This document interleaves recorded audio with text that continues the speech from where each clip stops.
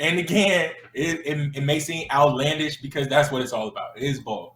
So, bold prediction number one from Deshaun.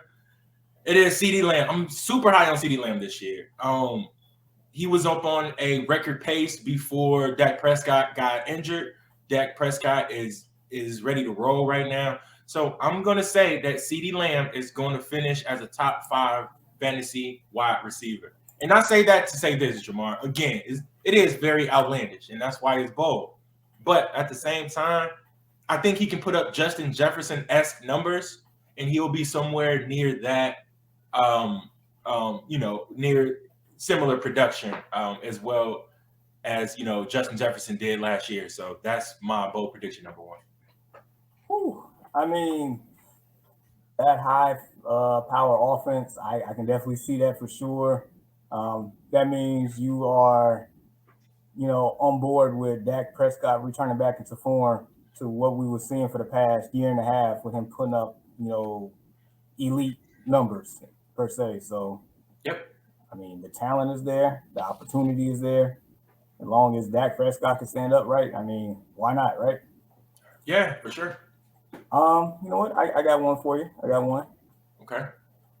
All right, so this one here, I mean, it's doable. It's gonna be hard, but it's definitely doable. I'm going running back here. His Okay. name is Austin Eckler, and got him finishing as the number Wow. one running back. Okay, so let this be known. I didn't see your bold predictions before they started today, so it is a legit shock to me. So okay. Yeah, so this is the Austin Eckler revenge tour here. The people that drafted Austin Eckler last year, I was one of them. Um, got injured early on, didn't really get a chance to come back and show exactly what he was going to be able to do.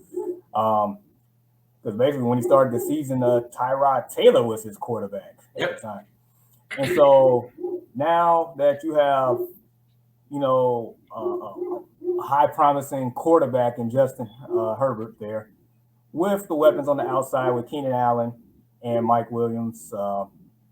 Austin Eckler was one of those dual threat running backs that blossomed when Melvin Gordon initially started to get hurt and then eventually left.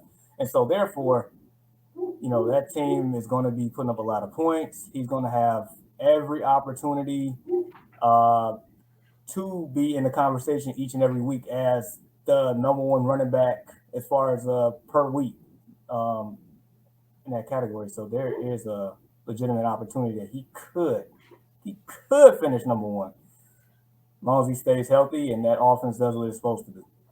I can definitely see that. It's gonna have to be, man, he's gonna have to catch a bunch of balls, which, that's something that he has done. But the thing about it, in order to propel him into like that number one spot, he's gonna have to rush it a ton as well. Like he's gonna have to be equally as productive receiving as he is rushing. So is that something that he can get done? I think so, but again, that is bold, my brother. That is, and so I need for him to have the Aaron Jones effect from 2 years ago as far Yep, as the touchdowns. that'll get it done. It will. So what you got next? Okay, so again, this one is a little bit more so of a stretch for me. So Zach Wilson. We saw him in preseason. We saw what he has done, and in my opinion, he's been the best, rookie quarterback in preseason. Just by the eye test, just by stats wise, he's been effective. He's utilized his legs. He's got outside the pocket. He made some terrific throws. So Zach Wilson will finish as a top 15 quarterback. So that is going to warrant him midline QB2 numbers. And I mean, the reason why I say that is this Jets, you and I both been on the record to say this Jets team is just different. It's different. It doesn't feel like the Jets team of old. They got some weapons in Corey Davis. They still have what's the wide receiver their name? The one who catches all the time, like the slot guy. Jamison Crowder. Jamison Crowder is still there. They got some fantastic rookies. They got Elijah Moore. They got Michael Carter. Those names have been ringing bells as far as fantasy wise as well. So I just think that this team just looks different. It feels different. And I think the Jets of old are probably out the window. Again, it's going to take them a couple of years to come into their own. But, man, I'm loving what I've been seeing from Zach Wilson in the preseason. But, again, take it with the grain of salt. It is preseason. But as far as, like, the eye test is concerned, he's been the best quarterback, out of this group preseason-wise. I mean, we were just talking about how good he was yesterday, right? When me and you had a draft.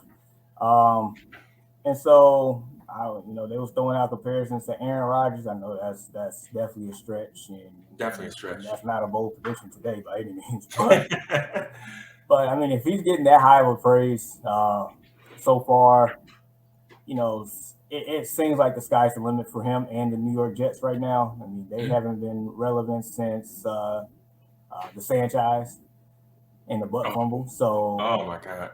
So yeah, I'm hoping he does do well. I mean, if that offense can be anywhere near adequate, then I can see that. I can see that. All right, and so my last one here, I guess so. It involves two players on the Las Vegas Raiders, and so this is what I got. Ooh.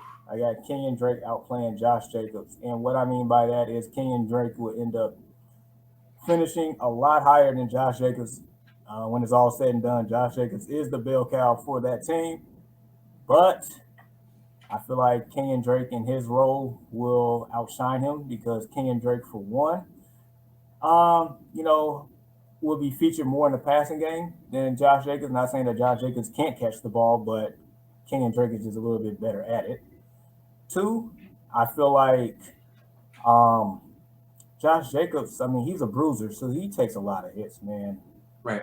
And there's a chance that he will maybe not, get hurt, get banged up here. Kenyon Drake, I mean, he has proven to get 15 to 20 touches a game when he was with the Cards or even when he first started out with the Dolphins. So I really, believe that Kenyon Drake will definitely outshine Josh Jacobs here. Probably will finish